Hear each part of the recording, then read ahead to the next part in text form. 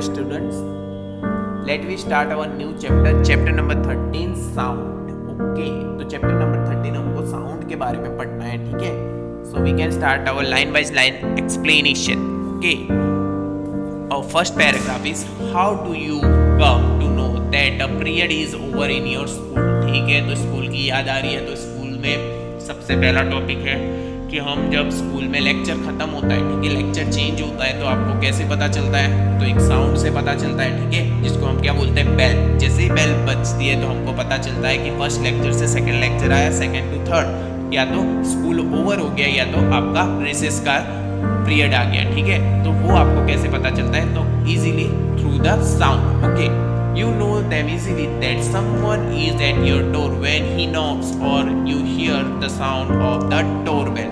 Okay, आपके घर पे अगर कोई आता है तो क्या करता है? डोरबेल का रिंग यूज करता है, ठीक है। जैसे ही वो डोरबेल का रिंग यूज करता है या तो नॉक नॉक करता है तो वो साउंड आपके ईयर में आता है, तो वो आप इजीली कैच कर देते हो कि हमारे घर के बाहर कोई आया है, तो आप तुरंत ही जाते हो और डोर ओपन करते हो। Okay, most of the time you can make that someone is approaching you just by hearing the footstep, ठीक है। आप रास्ते में जा रहे हो तो वहाँ पे आपके पीछे अगर कोई चल रहा है तो आपको ऐसा लगता है कि आपका कोई पीछा कर रहा है, वो भी आपको किसके थ्रू पता चलता है? तो साउंड के थ्रू। ओके, नेक्स्ट है you might have played a game called hide and seek. In this game a person blindfolded and has catched the remaining player. How is the blindfolded person able to guess which player is closest to her? ठीक है, यहाँ पे आपको एक example दिया हुआ है कि ब्लाइंडफोल्ड गेम हो रही है। ब्लाइंडफोल्ड इस आँख में चोरी। ओके, ब्लाइंडफोल्ड गेम में क्या होता है कि एक स्टूडेंट को क्या कर देते हैं, हम आँख में पट्टी बांध देते हैं, ठीक है। वो क्या करता है, अब दूसरे स्टूडेंटों को इजीली पकड़ता है, ठीक है। वो इजीली कैसे पकड़ सकता है? वो साउंड को फॉलो करता है, ठीक है। उसके आजू बाजू जो साउंड आएगा तो वो इजीली क्या कर सकता है, उस डायरेक्शन में भाग के उसको इजीली पकड़ सकता है, ठीक है। कौन उसके क्लोजर है और कौन उससे दूर है। Okay, now our next paragraph is sound plays an important role in our life. It help us communicate with one another. We hear a varieties of sound in our surrounding. अब देखो, हमारे life में sound का एक बहुत ही important role है, ठीक है। हम इजीली किसी के साथ कम्युनिकेट कर सकते हैं, ठीक है। हम बातें करते हैं, ठीक है। अगर सामने वाला सुन ही नहीं पाएगा तो कम्युनिकेट नहीं होगा, ठीक है। वो सुन पा रहा है, मीन साउंड वेव्स उसके ईयर तक पहुंच रही है, तो आप इजीली उसमें आप कम्युनिकेट कर सकते हो, ठीक है। अब आपको पता है कि आपके सराउंडिंग में वेराइटीज ऑफ साउंड आप रेगुलरली सुनते हो, जैसे कि म्यूजिक हो गया, ठीक है, नॉइज हो गया, ये सारे जो हो गए आपके साउंड के एग्जाम्पल्स है। Okay, next is make a list of sounds you here in your surrounding. ठीक है, आपके सराउंडिंग में साउंड के एग्जांपल्स आप लिख सकते हो या तो लिस्ट आउट कर सकते हो, ठीक है। अब यहाँ पे हम लोग कुछ एग्जांपल्स लेंगे साउंड्स के. Next paragraph is in a music room of your school you here the sound produced by a musical instrument like flute, tabla, harmonium etcetera. अब आपको पता है कि आपके स्कूल में बहुत सारे इंस्ट्रूमेंट है. कौन से इंस्ट्रूमेंट है? साउंड इंस्ट्रूमेंट है जिससे साउंड प्रोड्यूस हो सकता है, ठीक है। जैसे कि हमारे पास एग्जांपल है फ्लूट है, तबला है, हारमोनियम. ये सारे किसके एग्जांपल है? साउंड प्रोड्यूस करने के एग्जांपल है. Okay, how is sound produce? How does it travel from one place to another? How do we hear sound? Why are some sound louder than others? We shall discuss such question in this chapter. Okay, तो यहाँ पे क्या पता है कि sound कैसे produce होता है, वो कैसे ट्रैवल करता है एक जगह से दूसरे जगह पे. ओके, उसके बाद साउंड कैसे आप सुन सकते हो, ठीक है। और कुछ साउंड क्या होते हैं, बहुत ही लाउडर होते हैं, बहुत जोर से आपको सुनाई देते हैं, ठीक है, और कंपेयर टू दूसरे साउंड से. और दूसरा बताया इसमें कि इस तरीके के क्वेश्चंस आपके जो माइंड में होंगे इस चैप्टर में, उस क्वेश्चंस के क्या होंगे, आंसर्स आपको मिल जाएंगे. ओके, तो यहाँ पे साउंड प्रोड्यूसिंग इंस्ट्रूमेंट कौन से हैं? तो तबला हो गया, हारमोनियम हो गया, सितार हो गया और फ्लूट. ये सारे क्या है? साउंड प्रोड्यूसिंग इंस्ट्रूमेंट आप कह सकते हो. ओके, तो यहाँ पे ये एग्जांपल्स के तौर पे ये third one example is that sitar, fourth one is flute. Okay, after that we are starting our next paragraph. Activity number 13.1 sound is producing by a vibrating body. ठीक है, यहाँ पे बताया प्रोड्यूस हो जाता है। तो उसके एग्जाम्पल हम रीड करेंगे। Touch the school bell when not in use, what do you feel? Again touch when it producing sound, can you feel it vibrating? अब यहाँ पे एग्जाम्पल दिया हुआ है कि आप स्कूल के बेल को आपको क्या करना है, टच करना है, ठीक है। जब आप टच करोगे, जब बेल बजेगी नहीं, ठीक है, स्टॉप रहेगी, तब आप उसको हाथ लगाओगे तो आपको क्या लगेगा, सिंपल है, ठीक है। जैसे ही बेल रिंग करेगा, ठीक है, उस टाइम पे आप अगर बेल को हाथ लगाओगे तो अब आप उसमें अलग वेरिएशन दिखेगा आपको उसमें, ठीक है। उसमें आपको क्या दिखेगा, वाइब्रेशन मोड। जैसे कि आपका मोबाइल है, ठीक है, तो सिंपल साइलेंट मोड में होगा तो क्या होगा, आपको कुछ पता नहीं चलता। लेकिन जैसे ही वाइब्रेट मोड में रखोगे तो आप उसमें टच करोगे तो तुरंत आपके हाथों में वाइब्रेशन मोड इजीली दिखेगा। Okay, next one is as you learn in class 7 the to of fro and back और and the front motion of an object is called vibration, ठीक है। आपने स्टैंडर्ड 7 में पढ़ा था कि कोई भी चीज़ फ्रंट और बैकवर्ड मोशन में आ रहा है तो उसमें से क्या होता है, सिंपल मोशन निकलता है, वो होता है vibration motion. Okay, when a tight stretch band is plucked it vibrated and produce sound, when it stopped vibrating it does not producing the sound. अब यहाँ पे क्या बताया, एक रबर बैंड को आपको बांध देना है, ठीक है, उसको आपको क्या करना है, स्ट्रेच करना है और छोड़ देना है, स्ट्रेच करना है, छोड़ देना है, मीन्स उसमें टेंसाइल फोर्स लग रहा है, ठीक है। ये रबर बैंड है, ठीक है, इसको आप क्या कर रहे हो, यहाँ से क्या कर रहे हो, स्ट्रेच कर रहे हो। स्ट्रेच करोगे उसके बाद आपको उसमें से क्या करना है, रिमूव कर देना है। जैसे ही फोर्स रिमूव करोगे तो उसमें आपको क्या मिलेगा, एक साउंड क्रिएट होता हुआ दिख जाएगा। ओके, तो ये वाइब्रेशन थ्रू आपका साउंड प्रोड्यूस होता है, ये आपको पता चलता है। लेकिन when it stop vibrating it does not produce sound, ठीक है। जैसे ही उसमें वाइब्रेटिंग स्टॉप हो जाएगा तो उसमें से साउंड वेव्स निकलना बंद हो जाएगा, ठीक है। तो ये आपका साउंड का एग्जाम्पल है। ओके, नेक्स्ट है we see that the vibrating object produces sound. In some cases the vibrating are easily visible to us, but in most of the cases their amplitude is so small that we cannot see them. How we can feel them?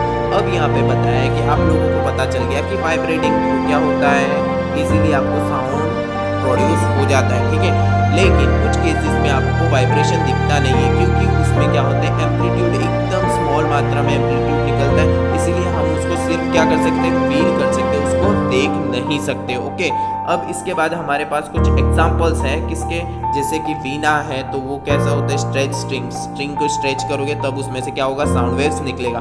Tabla में क्या होगा, stretch membrane, ठीक है, उसके ऊपर क्या करोगे, fingers through stretching करोगे तो वो उसमें से साउंड वेव्स आपको दिख जाएगा, ठीक है। फ्लूट है तो उसमें आप एयर फिलअप करोगे तो उसमें से आपको क्या मिल जाएगा, साउंड वेव मिल जाएगा। ओके, नेक्स्ट है make a list familiar musical instrument and identify their vibration parts. A few examples are given in a table, ठीक है। यहाँ पे आपको क्या बताया, एक लिस्ट बनाना है इंस्ट्रूमेंट के, उसमें से आपको क्या करना है, आइडेंटिफाई करना है कौन सा इंस्ट्रूमेंट कैसा साउंड प्रोड्यूस करता है। ओके, तो यहाँ पे मैंने आपको 2 एग्जांपल्स बताए, बाकी एग्जांपल्स आपको खुद फिलअप करने हैं। Okay, many of you might have seen the manjira, the ghatam and the notes and the kartal. These musical instruments are the common used in many parts of our country. These instruments are simply beaten or struck. Can you name a few other musical instruments of this type?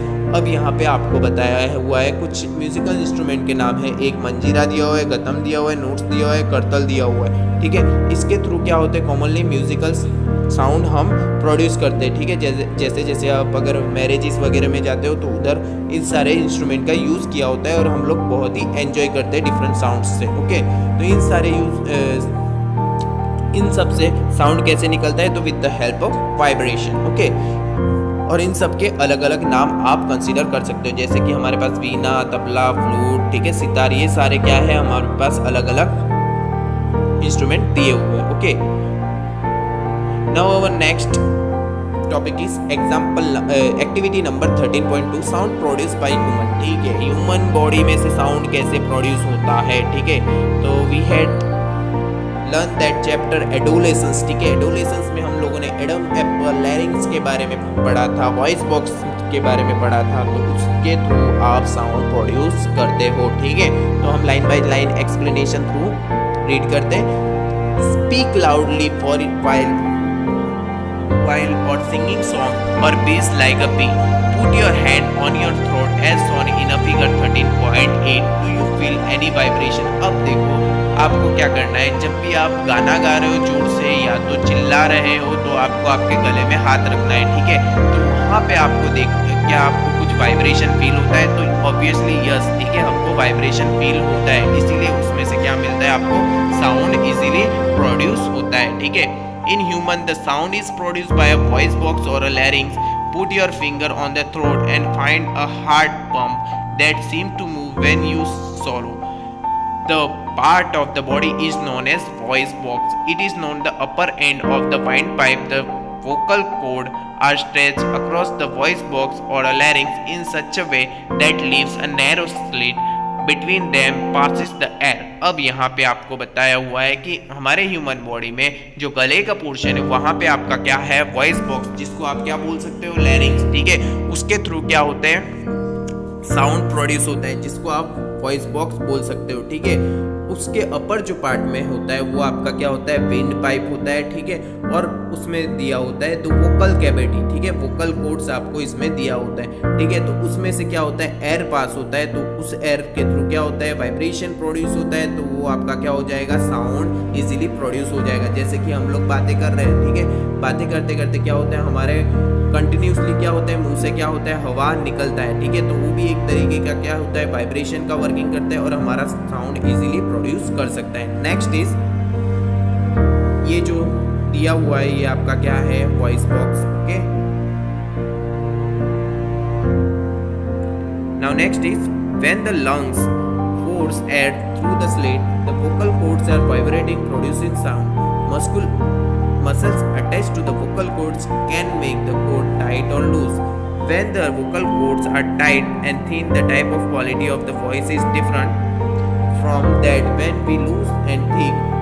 Let's see how the vocal cords functions.